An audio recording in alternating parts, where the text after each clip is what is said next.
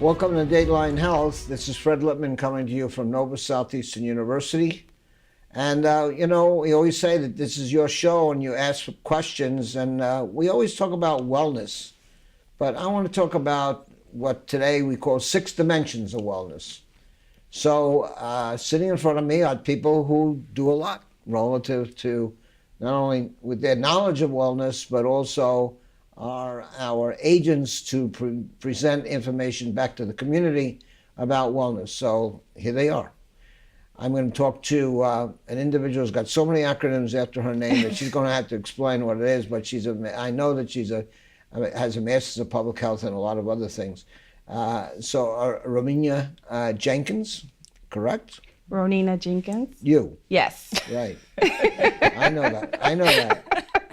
I'm going to say, I didn't know whether it was Ronenia or Romina. Ronenia. Okay, Jenkins. And you are the NSU Employee Wellness Program Administrator. Yes, sir, which I is am. very important to us at Southeastern University. Welcome. Thank you for having me. And Marcela Sandigo. That's right. Correct? Correct. See, I was looking at you, but I was really trying to read the monitor because there's so many acronyms after Romania's name. And you obviously have a number of acronyms as well. And you're the Associate Director of Programs at NSU's Office of Recreation and Wellness, That's which right. is very important to us here. So welcome. Thank you. So I'm going to start with you, Okay. Marcela. May I call you Marcela? Of course. Sure. Tell me, I know you have an MBA, but tell us what else you are participating in. I see those acronyms and I really can't read them all. Yeah. So I am a certified personal trainer through the American College of Sports Medicine and a group exercise instructor. But my job here is really to kind of oversee all the programs that includes fitness and sports for employees, but also for students. And so we offer a variety of different fitness classes, personal training, intramural sports, club sports. We have an aquatic center that we do swimming, scuba, and then a lot of wellness programming for the students. So Ronenia does the wellness programming for employees, and I do a lot for the students to try to really help them instill those healthy habits early on. So much research shows that the earlier that they begin a healthy lifestyle, the better it will be. And so the hope is that they leave NSU with a great education, but also with good health habits. The reason I wanted to bring both of you here is because I wanted to translate your information and your knowledge and your advocacy here at the university out to the community at large, the viewers. I just thought it would be a good idea for us to apply some of the issues that you're involved with for these folks out there so they can pick up some hints or some direction. So that's really the intent of the show. Yep. Okay. So again, Ronenia, Yes. tell us about the Employee Wellness Program and not just the functioning elements of it, but what they really are advocating for. All right. So employee wellness is advocating for, we want to empower, educate, and encourage our employees to just have a healthier lifestyle. So when we look at the claims and we look at different utilizations, we realize that our population is actually very unhealthy. So how can we go about to getting our employees moving, engaging? And so one of the things that Marcela and I did, we did teaching employees how to exercise while at their desk. Most people are always just sitting down and just typing away. Their necks are structured, sitting rigid. And so what we did was we purchased resistance bands, and each employee that came to the session was taught exactly how to exercise at the desk, whether it was sitting in the chair and moving their arms and moving their neck, or it was moving their limbs. If you look at it, we're at work 8 hours a day, and about maybe 7 hours is spent just sitting consistently in one position. Well, I always talk about the so-called weekend warriors, but we have a lot of retirees. We have a lot of folks. We got a lot of moms and dads that are home that can apply some of the standards which you are involved in, whether it's swimming, whether it's walking, whether it's doing these various activities. So I'm going to leave it to you. So again, Marcela, talk to us about that. So there's so much, again, research showing that sitting down even reverses the effects of exercise. So if you are sitting down the entire day from the time that you get up, right? So we get up, we eat our breakfast, hopefully. We sit in the car, we get to work, we sit down at work, and then we may exercise for an hour, and then we get back in our car and sit. So a lot of research shows that all that sitting can reverse the effects, the positive effects of exercise because of it. And so it's really just taking your day, as you're saying, and how can we move a little bit more, you know? We can wear different Fitbit or any kind of fitness tracker. We can have trackers on our phones, set reminders on our calendars, but just to get us moving. Right. And it makes, like, little things really make a big difference. And I know we're tired of hearing it, you know, take the stairs instead of the elevator, park your car a little bit further, but all of that adds up, just as all the time we sit down adds up, you know? So I think it's also creating habits from the time you get up and instilling those habits so that it's automatic when you do it. Correct. You know? You know, it's a very interesting, I was thinking about that the other day, not to in any way denigrate or say anything that's wrong with online shopping.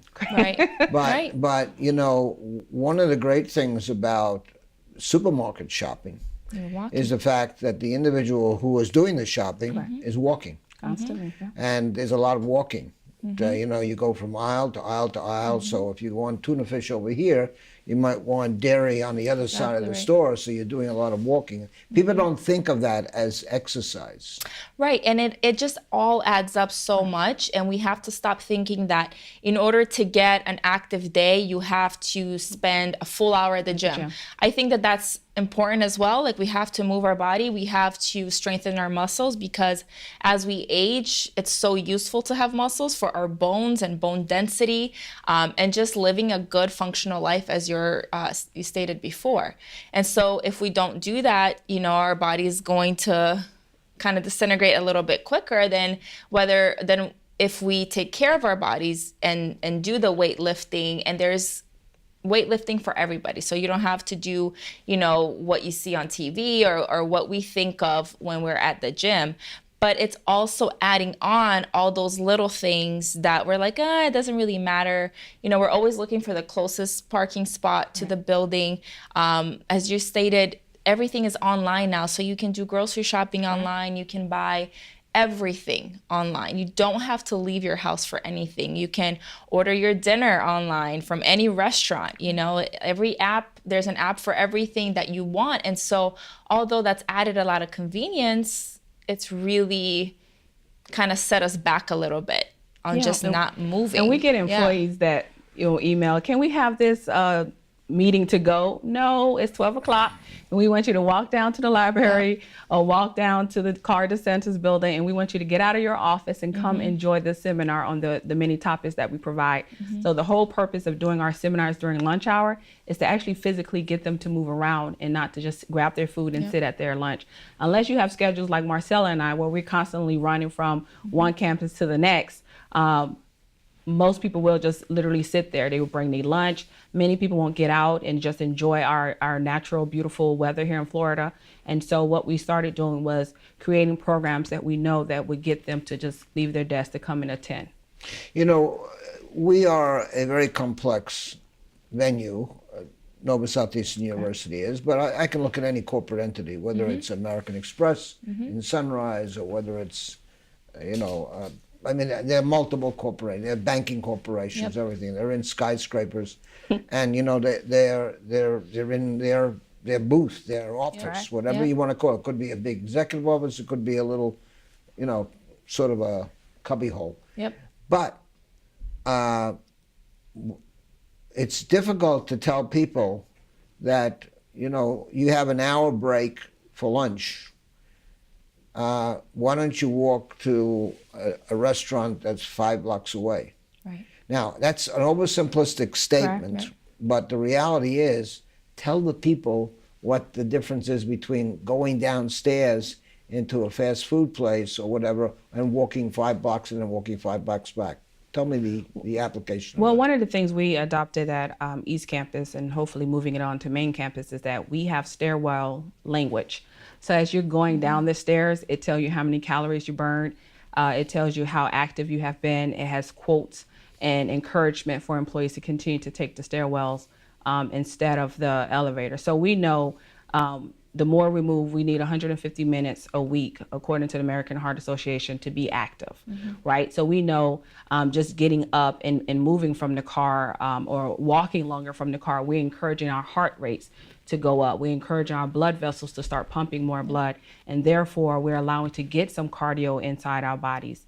And so it's encouraging to know that there's nothing too small that we can do to encourage ourselves to become healthier. So for example, I purposely make sure that I park far away. I make sure that especially coming from East Campus, you know, a lot of times there's no parking spaces. Right.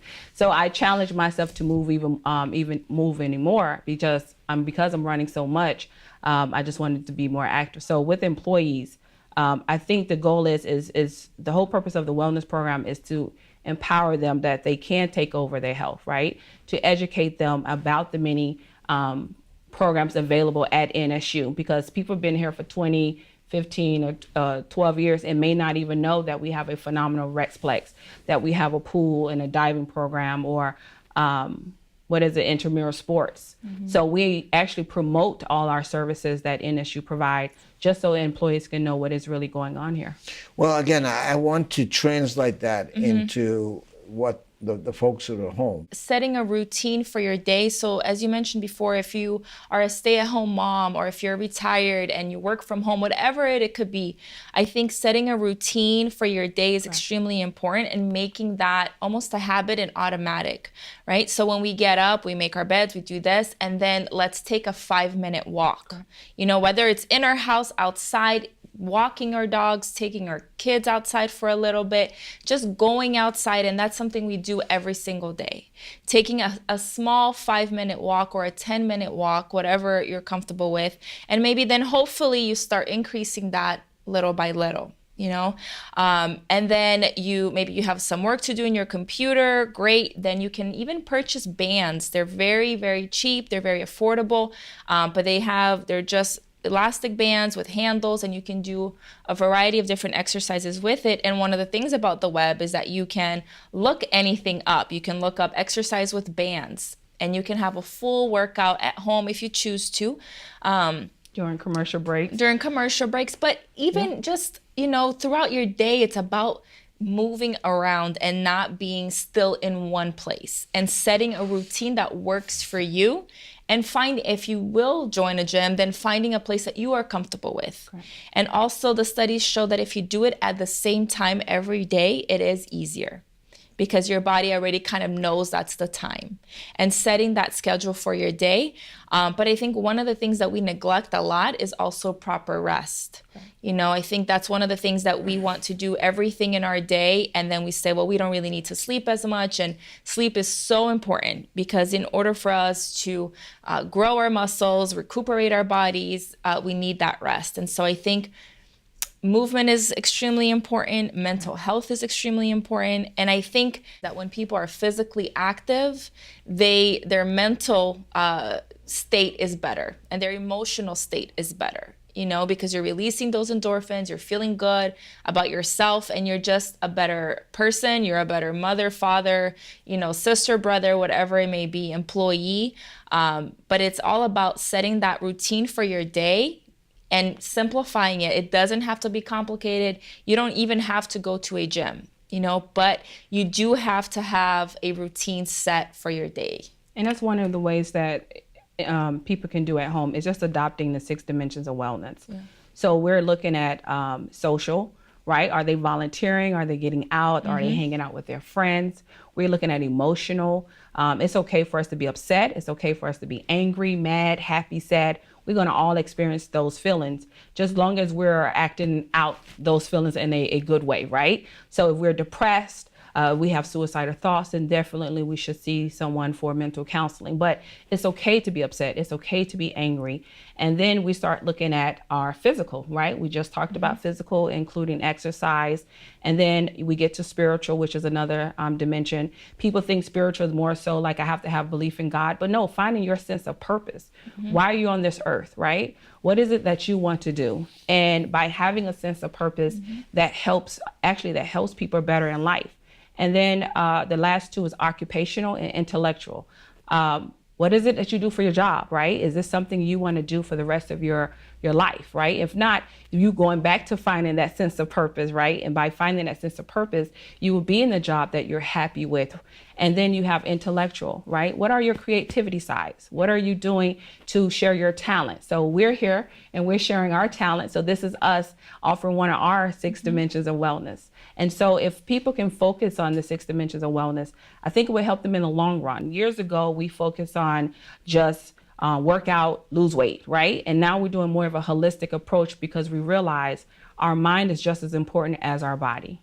How do we integrate that into what clearly the public, and don't forget, when I mentioned we had a lot of people that were retirees and otherwise that watch, but we have a lot of young people, I'm talking about moms and dads that, you know, who are working 1, 2, maybe even 3 jobs. Correct. But yet, you know, how do we translate into their lives the understanding that good nutrition, and I'm not going to define good nutrition, but it's very, very clear. If you could find that out really fast. In fact, your body indicates that to you a lot quicker than some of the information you get on the internet or in any. Very few people, unfortunately, read print media today, but really it's available. The information is available. So how do you translate that? You know, so I'm a mom of 2 young kids. I have a 2 and 4-year-old, and I think it's, as Ronenia was saying, it's finding your purpose and finding balance as well. You know, and so obviously I'm very health conscious and I'm very careful about what my children eat, what we eat at home, but I also let them have that balance, you know, and I think it's important for everybody to know that it's not just one way all the time. You know, we have to have flexibility, we have to have balance, and we have to have purpose. And how do we balance work and being a mom and being a dad and being everything else that we have to be in life? And so, you know, somebody asked me, what is wellness? And wellness is what makes you whole. How can we make a person whole? And so I don't believe that one thing defines a person, you know, and I don't see that as balance. And so how do you find balance between all these things, including nutrition, including fitness, but including also everything else that comes along with it, the social aspect of things, the occupational aspect, whatever that is, whether you're staying at home or whether you go to work every day, you know, the intellectual part of it, the mental part of it. I think that if you are missing one of those components, it's really hard to be balanced and well. And I try to take that into everything I do, whether it's work or my home life or nutrition or fitness, is not to be too much into anything. Because I've also seen what are considered healthy habits get unhealthy. You know, like people over-exercising or people trying to eat way too healthy and it gets out of line because there's absolutely no balance. So people will avoid social interactions because they're in a specific diet or they don't want to you know, talk about what they're eating and what they're not eating. And so we have to understand too that although we focus on all these healthy habits, we can't focus too much on it because wellness is finding your whole self and balancing everything. And having self-care. You know, we have to take care of yourself first. I was on the airplane and I remember, you know, they tell you the whole speech. Once the air pressures drop and the mask fall down, you have to put the mask on yourself first before you can help anyone. So as a parent, I'm not a parent, but I take care of 2 parents. So I have a disabled mom and my dad had a stroke, so I'm taking care of them. So I have to do self-care. So self-care can be for me, whether I'm going fishing, right? Taking time for myself, relaxation, or going to a spa day, or just, you know what, going outside and sitting at the beach and reading a book just to have time for myself and to decompress. Because if I spend so much time with just them and taking care of them, I would neglect myself. And then who's going to take care of me if the 2 people I'm taking care of can't take care of myself? So one of the things that I do as a balance is I meal prep. So come Sundays is mostly a quiet day. I will cook all my food probably for 4 days. So that's lunch, that's dinner, that's snack. So because of that, I'm able to, Monday I'm not cooking dinner, Tuesday I'm not cooking dinner, Wednesday I'm able to put stuff in the freezer and freeze it. And we talk about that all the time, is that meal prep helps take a lot a lot of pressure off of parents trying to get home and get the food ready and get the kids prepped, and just finding a system that works for each family. That's good. You know, I was just thinking as you were both talking, we had the privilege of having His Holiness the Dalai Lama visit our campus twice. Yes. And during both of his, I guess you could say, presentations, he said you have to have a purpose. Yeah. Yep. And the purpose really relates to humility, humanity, and caring. And when I think I've got it pretty correct as to what he said, but it really struck me because I realized that he was not acting as a religious prelate. You know, he was acting as someone with extreme sacred knowledge. The sanctity that came out of his thought process was relating to everyone, no matter what belief you might have relative to the sanctity of God and otherwise. But he was really looking at the human spirit. Yes. And I think what you guys are saying, I don't want to get too far afield of 6 dimensions of wellness, but I think really you both stated that in your comments relative to wellness, there has to be some equilibrium. Absolutely. Whether it be in training, whether it be in simple exercise, whether it be in work, whether it be in preparation, whether it be in caring for others. Am I hitting on something? 100%. And I think, one of the things that is so important is surrounding yourself with good people, with positive thoughts, because you can get carried away otherwise, and I think just being a good human being, and what does that take? What does that take for you to do, as Ronenia was saying, taking care of yourself? So whatever that is for you, then that's what you have to do. For me, it's my workouts. That's how I feel whole. That's how I de-stress. Right. I love teaching group exercise. I love training people. That's my personal getaway. Correct. And so if I don't get that, I'm not as happy as I should be throughout the day. It's just what, and so if there's anything that happens that I cannot work out, then that just kind of messes up my mood. And so that doesn't have to be it for everybody, right. But that's how I take care of myself. And so what is it going to take for you to take care of yourself so that you can be a good human being, right. so that you can be kind to others and teach those around you that.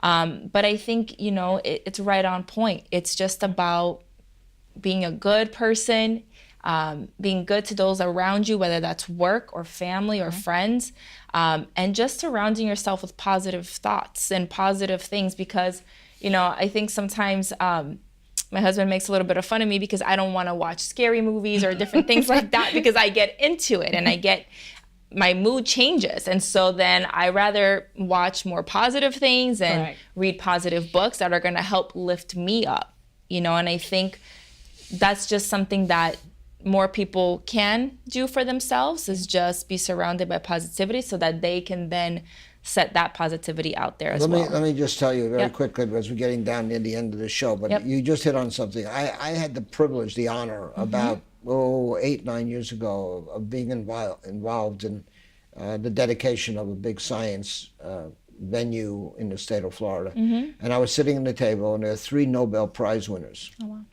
And you know what they were talking about? They were talking about not going to sleep unhappy. Okay. One spoke about viewing colors, and that's a whole conversation. And the other 2 were talking about listening to something that made them laugh, reruns on television, rather than. And I said to myself, isn't that interesting? These 3 brilliant people. I think you hit on something. I think we control a lot of our own destiny. Oh, yes.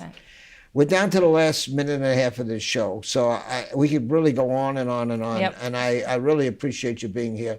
I just wanted to bring to the folks out there the fact that a lot of things are under their own control, but the information leading to their own control is available. So they need to seek it out. All right? Just like when you do all of your seminars and health fairs and whatever, you're bringing information out to the people. When you do what you do, class-wise or otherwise, you're training people to be better and well people, correct? Exactly. That's what they need to do. They need to seek knowledge to become healthier. Yep. I want to thank you both for being here. Ronenia, you keep on holding those lectures and seminars, and make people walk. And I don't want to ever hear you say you can't find a parking space, because we have more parking spaces on this campus than Fort Lauderdale has in downtown. And all they have to do is walk to the next garage, and you just have to walk a little further. But I've been through that issue just recently with a group of faculty members. So, but I'm just letting you know. That's very important. But I want to thank you for your ongoing advocacy and your help in making us a wellness, star, at least in the community of South Florida. And I appreciate that. Thank you. And Marcela, I know what you do. Being so involved with the Health Professions Division, I know that 70% of the people who are in intramurals come from the Health Professions Division. That's right. So, I'm aware of it. I hear it from the students. I hear it from the faculty mentors and things of that nature. And I want to thank you for what you do here, not only as Associate Director of Programs for Recreational Wellness, but like I said, obviously, Ronenia does employee wellness, but we hope that we can enjoin these folks into some wellness habits. That's right. And I always say to them as I'm about to end the show, I always tell them, you got to take good care of yourself, which means you can't withhold information from your healthcare professionals. You have to let them know what you're ingesting. You got to tell them what you're buying in the pharmacies or the supermarkets or whatever it is relative to nutritional supplements and things of that nature. You got to let them know. So thank you once again for both being here. Folks, I hope that we gave you some willingness to recognize that wellness is in your hands. So this show is called Dateline Health. There's an email address and a telephone number right here. If you have any questions, you want some answers, or you want some subject matter to be taken up, just let us know. Remember, I told you before, and I'm going to tell you again, you got to take good care of yourself. This show is called Dateline Health. My name is Fred Lippman, coming to you from Southeastern University. Until next time, see you.